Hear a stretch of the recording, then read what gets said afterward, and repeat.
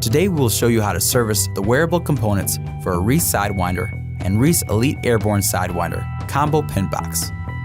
For this video demonstration, we will be installing the Reese Elite Airborne Sidewinder combo service kit, part number 94316, on a Reese Elite Airborne Sidewinder combo pin box.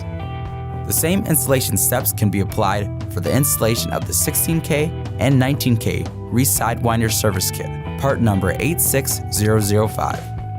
For a complete list of compatible part numbers, as well as a complete full-color step-by-step instruction sheet for this installation, visit reeseproducts.com.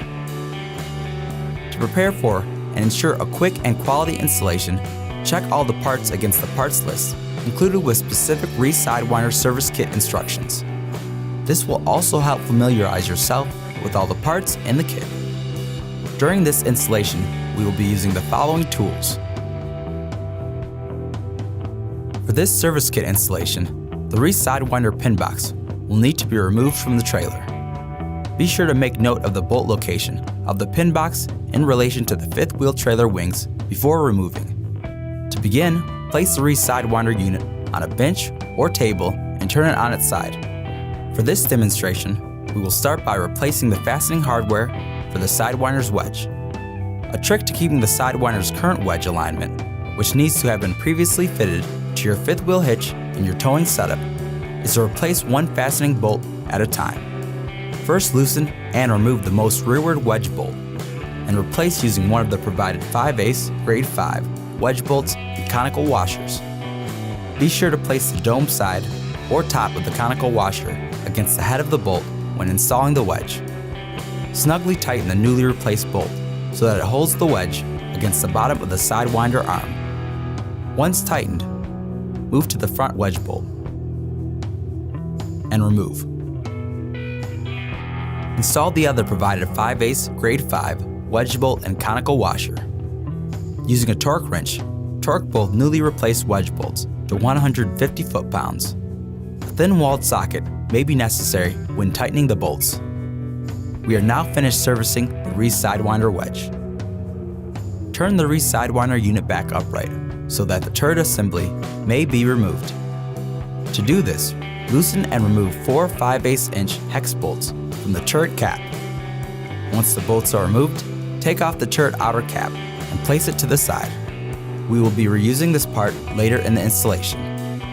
Remove the upper wear disc, and using some force and possibly rotating the turret, remove the turret from the Sidewinder arm. Once the turret is off, remove the wear plate. Next, you will need to remove the wear bushing from the inside of the Sidewinder's turret cylinder. An easy way to do this is to place the turret on its side. Using a rubber mallet with a wooden block or screwdriver, lightly tap around the wear bushing as it begins to push out of the turret cylinder. Take care not to mar or damage the inside of the turret cylinder. Once enough clearance has been created, you can easily grab the bushing and pull it out of the turret the rest of the way. Set the Sidewinder turret upright. Wipe any debris from the inside of the cylinder, and then apply the provided lube from the kit to the inside of the turret cylinder.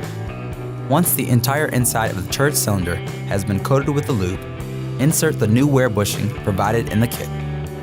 To do this, place the wear bushing over the top of the turret cylinder opening, and using a rubber mallet, tap the top around the edge of the bushing to push it in. Continue to tap around the top of the wear bushing until its top is flush with the top edge of the turret cylinder. Next, wipe any debris from the top of the arm. Place the new wear plate provided in the kit onto the Sidewinder arm.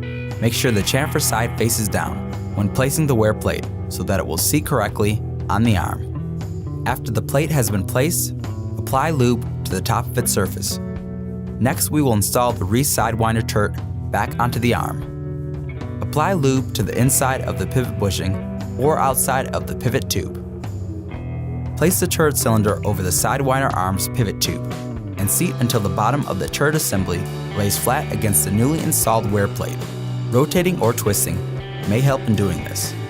When all the way down, position the turret straight in line with the arm. Place the new upper wear disc over the pivot tube and reinstall the outer cap. Using 4 provided 5/8 grade 8 cap bolts and 2 conical washers. Before fully tightening the cap bolts, it is necessary to check the upper wear disc is properly positioned.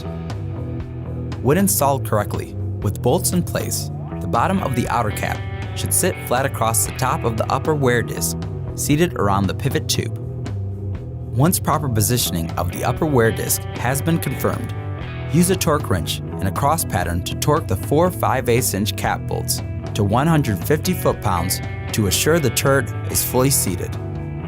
Use the cross pattern tightening technique to slightly tighten each bolt evenly until the required torque of 150 foot-pounds has been achieved for each bolt. Once torqued, back off the cap bolts and re-torque each bolt to 45 foot-pounds using the cross pattern tightening technique. You are now ready to reinstall the Reese Sidewinder pin box on your fifth wheel trailer. Be sure to follow the original Reese Sidewinder installation instructions. For a complete full-color step-by-step instruction sheet for this installation, visit reeseproducts.com. That wraps up the installation for the Reese Sidewinder service kits, part numbers 94316 and 86005. For more information on this service kit and other great products from Reese, visit reeseproducts.com. Reese, pioneering performance.